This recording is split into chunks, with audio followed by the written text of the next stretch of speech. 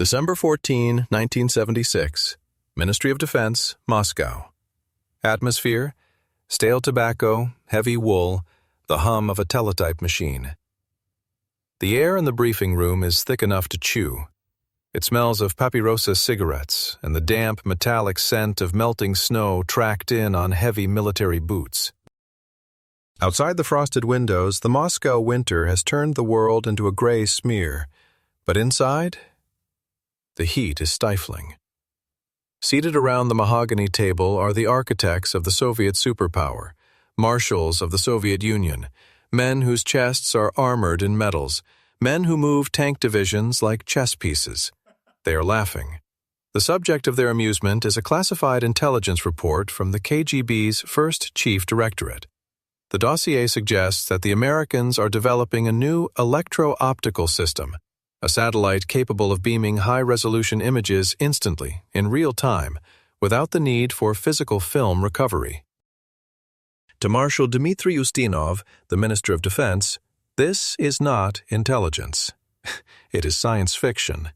It is a desperate bluff by a capitalist adversary struggling to maintain the illusion of parity. They cannot even keep their own president safe in a convertible, Ustinov sneers, tapping a thick finger on the table. And now they claim they can read the license plate of my Volga from 200 kilometers up?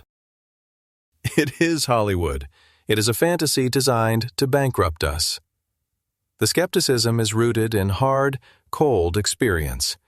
For 20 years, the rules of the space race have been dictated by the physical limitations of chemistry. To take a picture from space, you need film. Miles of it. Once the film is exposed, it must be stored in a heavy, heat-shielded capsule.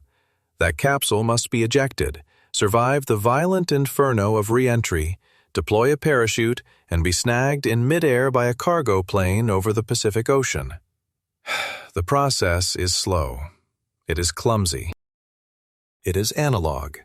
Between the moment a photo is taken and the moment a human analyst holds the print, days, sometimes weeks, evaporate. By the time the Americans see the tank formation, the tanks have moved. By the time they count the missiles, the silos are empty. The Soviet doctrine of maskirovka, strategic deception, relies on this delay. They know the orbital schedules. They know exactly when the American keyhole satellites pass overhead.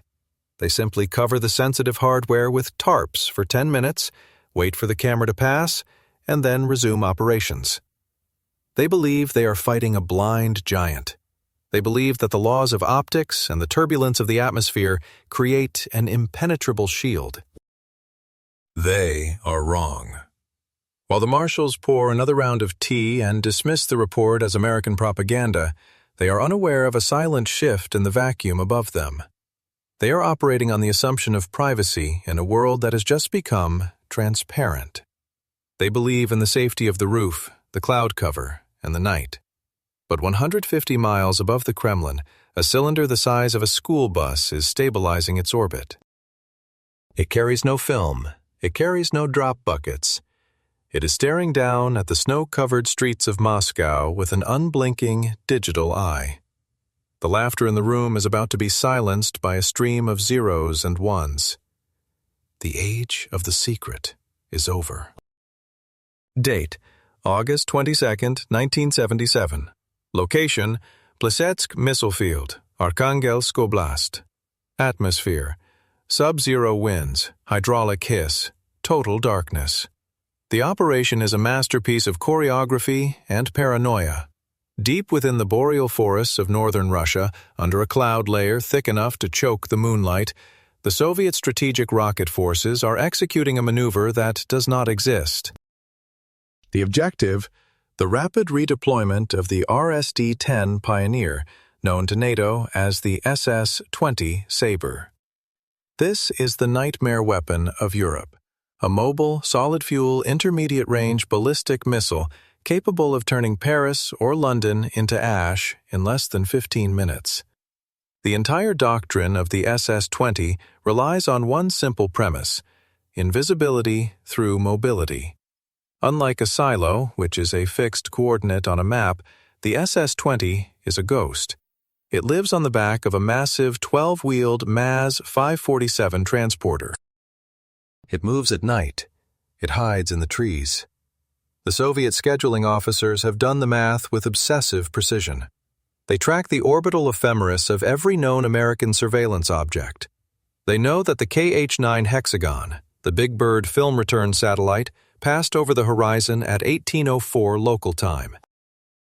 Its orbit will not bring it back for another 14 hours. The sky is empty. The window of opportunity is wide open. At 0200 hours, the massive garage doors slide open. The MAZ transporters roar to life, their diesel engines growling low to avoid acoustic detection. The convoy moves out, vanishing into the pre-surveyed launch sites hidden beneath the canopy of pine and birch. The commanders are relaxed. They are operating in the dead zone, the temporal gap where American intelligence is blind. They believe that even if a satellite were up there, it would be useless. It is pitch black. It is snowing, and even if a picture were taken, the film canister would have to be dropped, caught, developed, and analyzed. The feedback loop is supposed to be measured in days. The convoy reaches its destination. The missiles are erected. The crews run their calibration drills, secure in the knowledge that they are invisible. They stow the gear and retreat to the bunkers before dawn, covering their tracks with fresh snow. As far as the Kremlin is concerned, the West is asleep. The chess piece has been moved, and the opponent didn't even see the hand. Time, 8:30 hours. Location, Lubyanka Square, Moscow. Sound, the screech of a telephone. The call that shatters the morning silence in the KGB headquarters does not come from the front lines. It comes from the Foreign Ministry. A diplomatic cable has just arrived from Washington. It is not a vague warning.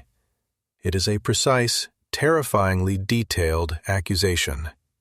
The Americans are protesting the provocative deployment of SS-20 missiles at a specific set of coordinates in the Arkhangelsk forests. They list the exact number of launchers. They list the exact time of deployment. They identify the support vehicles by type. Panic does not begin with shouting. It begins with silence. The report is walked by hand to the desk of Yuri Andropov, chairman of the KGB. He stares at the paper. The timestamps are impossible. The Americans reacted to the deployment while the engines of the MAZ transporters were still warm. Check the orbital charts again. Andropov whispers, his voice devoid of emotion. Was there a satellite? The analysts scramble. They pull the radar tracking logs from the space surveillance network. They trace the red lines of American orbits across the projection map. They confirm with trembling certainty that, technically, a U.S. satellite identified as Object 1976-125A passed within range. But the analysts dismiss it. It is impossible. Even if Object 1976-125A took a photograph, it is still in orbit. It has not ejected a recovery capsule. There have been no radio intercepts of a film bucket re-entry. There were no C-130 recovery planes circling the Pacific. The physics of intelligence gathering are immutable. You cannot see the photo until you hold the film. Therefore, the conclusion is not technological. It is human. If the sky did not betray them, then a man did. There was a mole. The logic is sound based on everything the Soviets know about the world. To know the location of the missiles within hours implies that someone standing in that forest walked to a secure radio and transmitted the coordinates directly to the CIA. The Phantom is not a machine. It is a traitor within the inner circle of the strategic rocket forces. Location: KGB Interrogation Center, Lefortovo Prison. Action: the tearing of epaulets. The witch hunt that follows is brutal and comprehensive. The KGB descends on the Plesetsk Missile Regiment like a pack of wolves. Officers who oversaw the deployment are stripped of their rank. Comm and control logs are dissected. Soldiers are interrogated under blinding lights for 48 hours straight. Who made a call? Who left the perimeter? Who has a radio? The investigators are looking for a transmission. They are tearing up floorboards in the barracks, searching for a hidden transmitter. They are auditing the bank accounts of loyal communists, looking for American dollars. They are destroying the morale of their most elite unit, convinced that the rot is deep inside the personnel.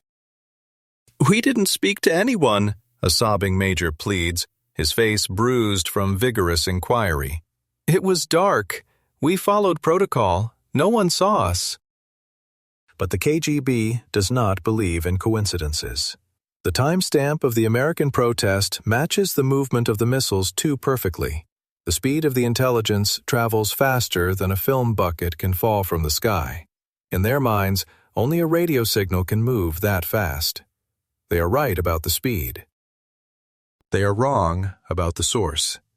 While innocent officers are dragged into cells accused of treason, the real spy floats silently overhead, completing another orbit every 90 minutes. The Soviets are looking for a microphone in the wall, failing to realize that the wall itself has been dissolved. They are trying to solve a digital murder with an analog magnifying glass. The Soviets are trapped in a cognitive box. They view resolution and transmission as two separate problems. You can have high-resolution, film, or you can have instant transmission, TV or radio, but you cannot have both. Television cameras of the 1970s are fuzzy, low contrast, and useless for spotting a missile from space. Film is sharp, but trapped in a physical medium. The idea that you could turn a high-resolution image into a radio signal, digitizing light itself, is beyond their operational imagination. They are hunting a ghost in a uniform.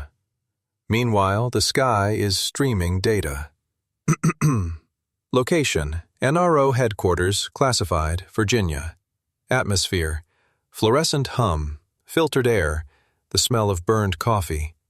While the KGB is busy dismantling the lives of loyal officers in a frozen basement in Lefortovo, the actual culprit is sitting in a climate-controlled clean room outside Washington, D.C. It is not a man. It is a piece of silicon the size of a postage stamp. To understand the sheer magnitude of the Soviet error, one must understand the desperation that drove American engineering. For the first 2 decades of the Cold War, the National Reconnaissance Office was enslaved by the tyranny of physical matter. The KH-9 hexagon, the Big Bird, was a marvel of mechanical engineering, but it was essentially a disposable camera the size of a locomotive. It carried 60 miles of ultra-thin film. When the film ran out, the satellite was a billion-dollar piece of space junk. The logistics of the bucket drop were a chaotic ballet of violence. The satellite would eject a capsule. The capsule would re-enter the atmosphere burning at 3,000 degrees. A C-130 transport plane would fly into the drop zone trailing a grappling hook and attempt to snag the parachute out of the air before it hit the ocean. If the pilot missed, the intelligence sank. If the film canister cracked, the light leaked in, and the secrets vanished into white noise. It was alchemy. It was risky, slow, and finite. The U.S. engineers didn't want alchemy. They wanted telepathy. They wanted to see the target now, and they wanted to do it without running out of film. The solution came from an unlikely place, the Bell Labs Telephone Research Center. In 1969, 2 physicists, Willard Boyle and George Smith, were trying to create a new type of computer memory. They failed at making memory, but they accidentally invented the Charge-Coupled Device, or CCD. They found a way to turn light into electricity. To the layman, this was a technical curiosity. To the NRO wizards, the optical physicists and systems engineers at Lockheed and TRW, it was the Holy Grail.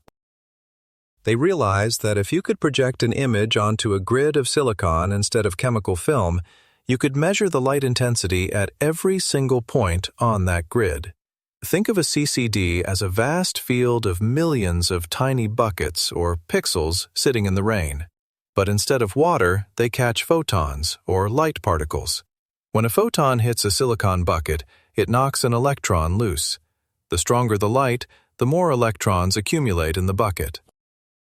In a film camera, this chemical reaction is permanent, but in a CCD, the system can read the number of electrons in each bucket, record the value, and then empty the bucket to catch the next image. The image is no longer a physical object. It is a spreadsheet. It is a stream of numbers. The project was codenamed KENNEN. The vehicle was the KH-11.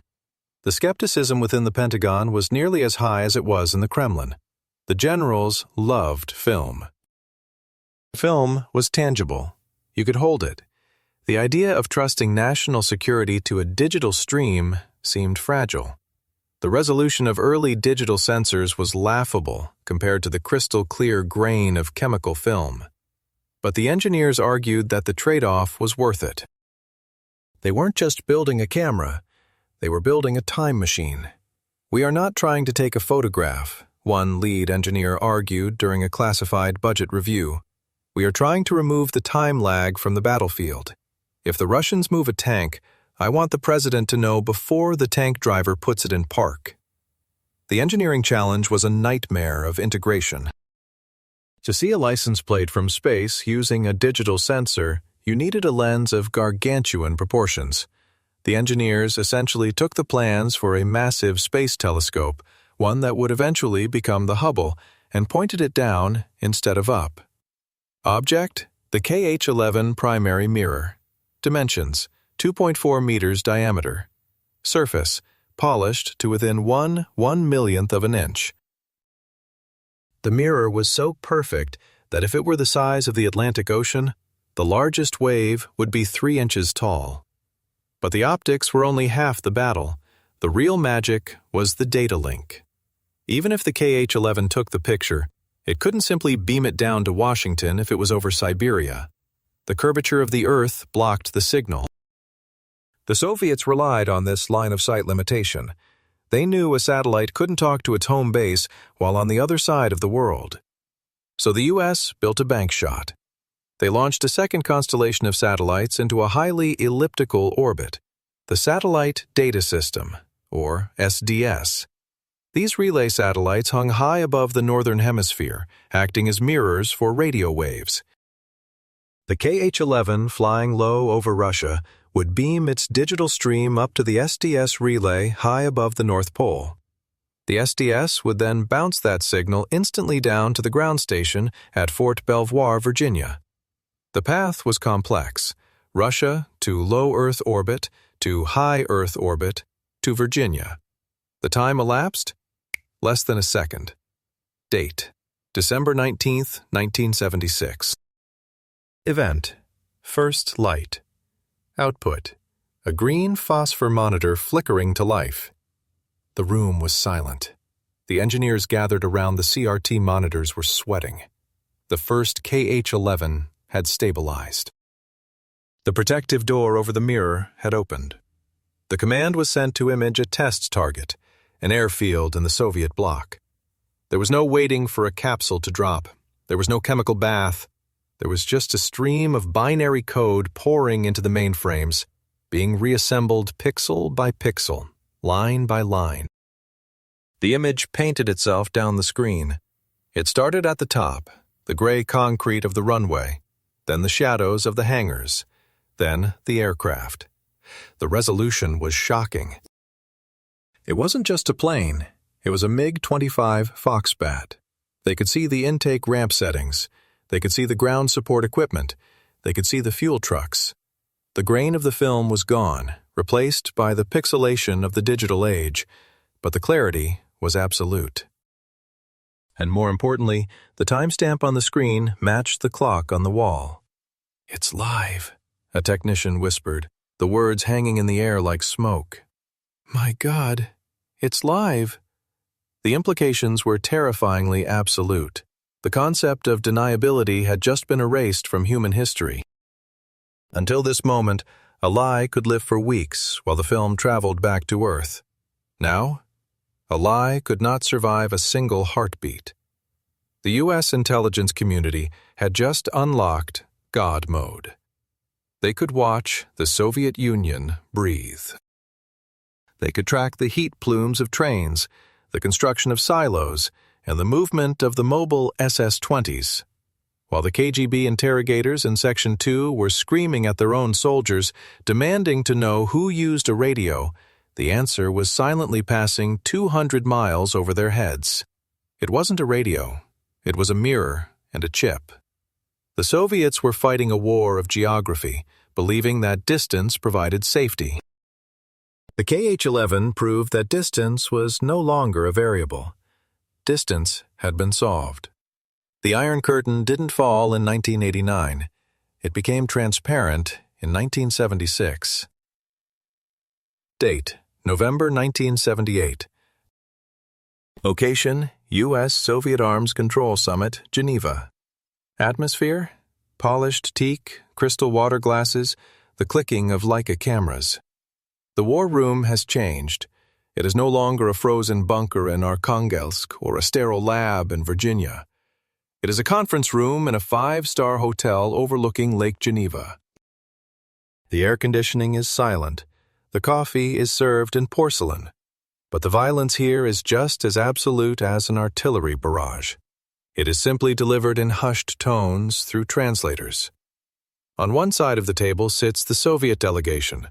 They are the masters of the diplomatic stonewall. Their strategy is a direct extension of their military doctrine: denial, obfuscation, and sheer mass. They are here to negotiate the limits of strategic arms, also known as SALT II, but their real objective is to buy time. They need time to finish the construction of the Project 941 submarines, the Typhoon class, at the Severodvinsk shipyards. We are strictly adhering to the agreed limitations, the Soviet deputy minister lies, his face a mask of bored, bureaucratic indifference. The construction at Severodvinsk is for civilian icebreakers. Any reports of missile submarine hulls are American paranoia. The Soviet confidence is built on a foundation of calculated geometry. They know the satellite pastimes. They know that Severodvinsk is shrouded in darkness for half the year. They have erected massive canvas covers, maskirovka screens, over the slipways. They have painted deceptive patterns on the concrete to confuse optical sensors. They have deployed inflatable rubber mock-ups of civilian ships to clutter the visual field. They believe they are playing a game of poker against a blind man. They look at the American delegation, men in gray suits shuffling papers, and see weakness. They see a democracy paralyzed by the need for verification. The Soviets know that to prove a violation, the Americans would need irrefutable evidence. And to get that evidence, they would need a camera that can see through canvas, through the Arctic twilight, and distinguish between a steel missile tube and a painted circle on a roof. The Soviet minister takes a sip of water. He thinks he has won the round. Across the table, the American lead negotiator does not look at his notes. He looks at the minister. There is no frustration in his eyes. There is only a strange, clinical pity. He reaches into a leather dossier. He does not pull out a typed report. He pulls out a glossy 8x10 photograph. He does not speak. He simply slides the photograph across the polished teak table. It spins slowly, coming to a rest directly in front of the Soviet delegation. Object: KH-11 digital reconnaissance image. Subject: Severodvinsk Shipyard, Dry Dock 4. Resolution: 10 centimeters per pixel. The silence that follows is heavier than gravity. The Soviet minister looks down. He expects to see a grainy, blurry shape, a blob that could be interpreted as anything. That is what satellite photos have always been: ambiguous, open to debate. But he is not looking at a blob. He is looking at a crime scene captured in high definition. The image is impossible. It is taken from a slant angle. The satellite wasn't directly overhead. It was looking into the side of the hangar. The resolution is so sharp it creates a sense of vertigo. He sees the hull of the submarine. It is not an icebreaker. It is a monster. He sees the 20 missile silos yawning open like the mouths of sharks. He sees the welding equipment scattered on the deck. He sees the crane operator's cab. He sees the discarded cigarette packs on the scaffolding. The realization hits him like a physical blow. The maskirovka, the canvas covers, the painting, the fake schedules, didn't fail because of a mistake. They failed because they were designed to fool a film camera looking straight down. They were not designed to fool a digital eye that could tilt, zoom, and enhance contrast in real time. The Americans hadn't just taken a picture, they had stripped the building naked. This is the unfair fight of the technological chasm. The Soviet denial relied on resolution limiting. They believed that at 150 miles up, the atmosphere scatters enough light to blur small details. They believed that two objects closer than 3 feet apart would merge into a single pixel. The KH-11 engineers, however, had utilized image stacking. By taking multiple digital frames of the same spot in milliseconds and overlaying them, the computer algorithms could filter out the atmospheric distortion. The noise is random. The submarine is constant. The computer subtracts the noise. The result is a mathematically perfect image that violates the expected laws of optics. The Soviet minister's hands are trembling slightly. He tries to maintain his composure, but the dynamic of the room has shifted violently. He realizes that the Americans didn't ask the question to get an answer. They asked the question to watch him lie.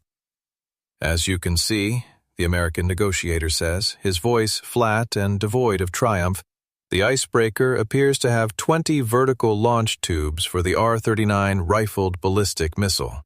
And the welding patterns on the pressure hull suggest a titanium alloy, not civilian steel." It is a humiliation. But it is more than that. It is a revelation of total strategic obsolescence.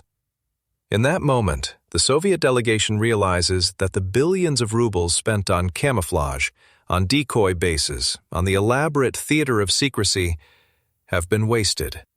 The Americans haven't just bought a better camera.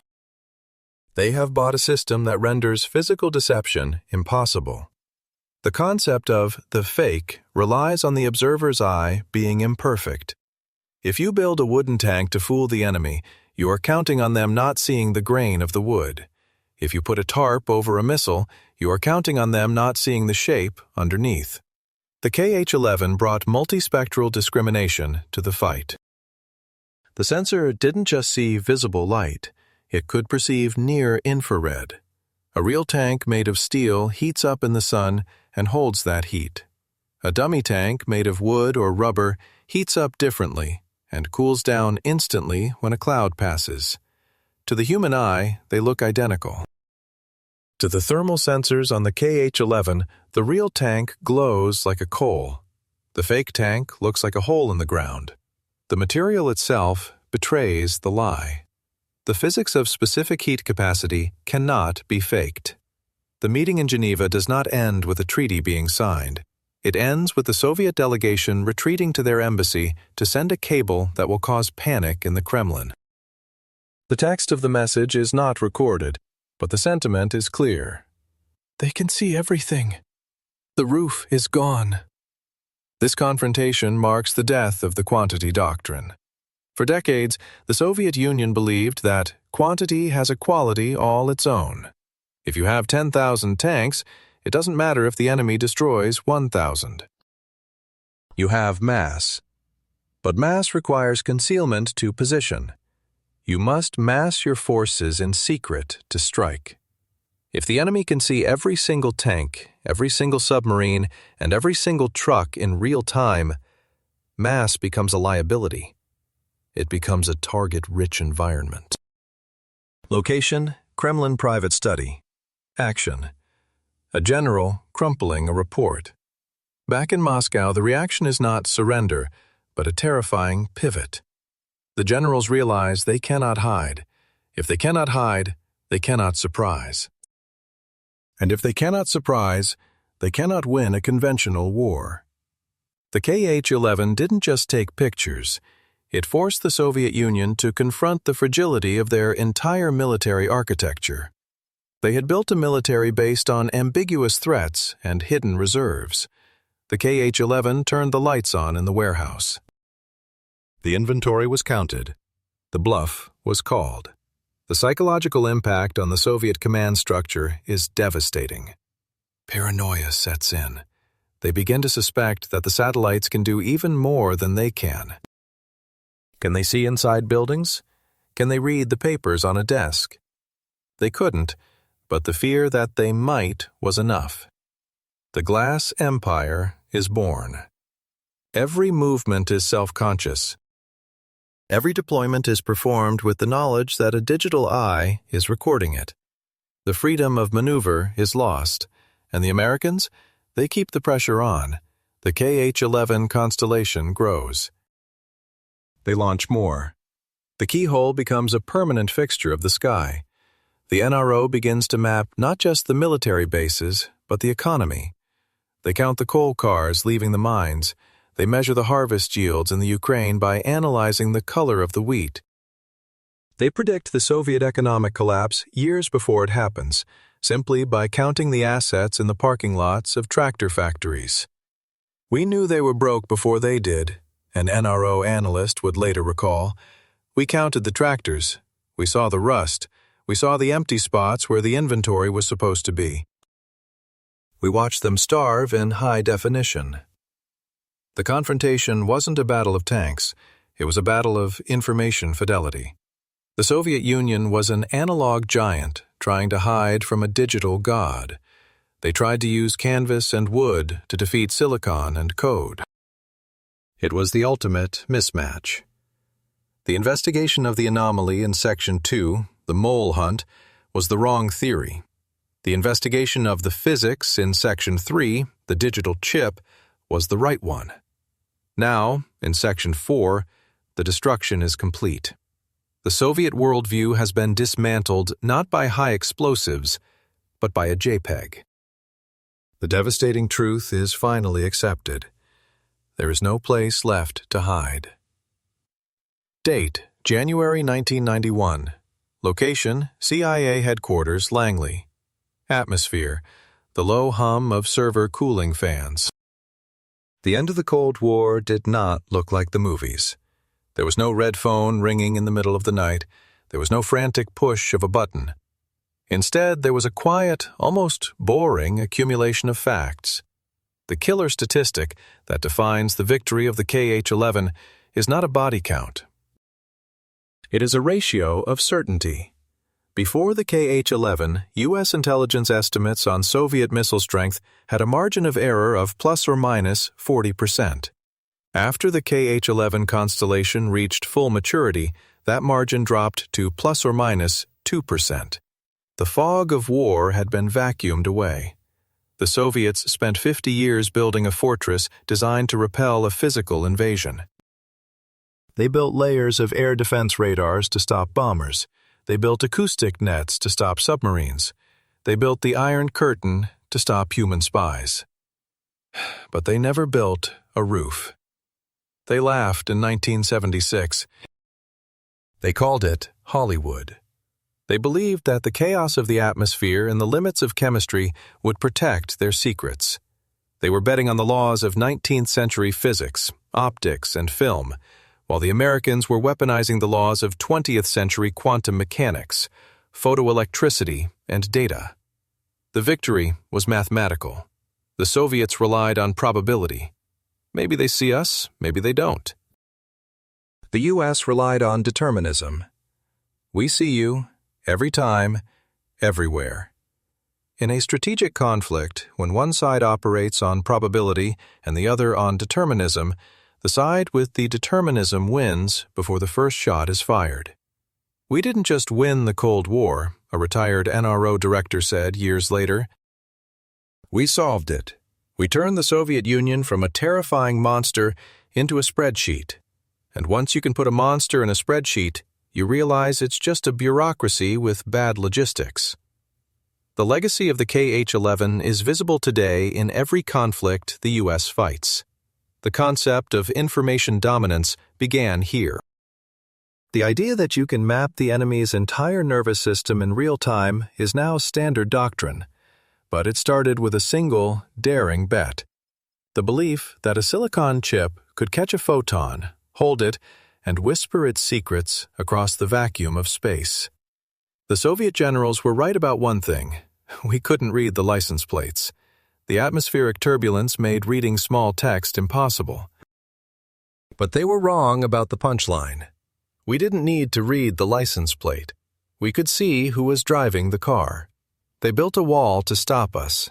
They never realized we would just fly over it. The chasm isn't just about technology. It's about the arrogance of believing your secrets are safe in a world made of glass.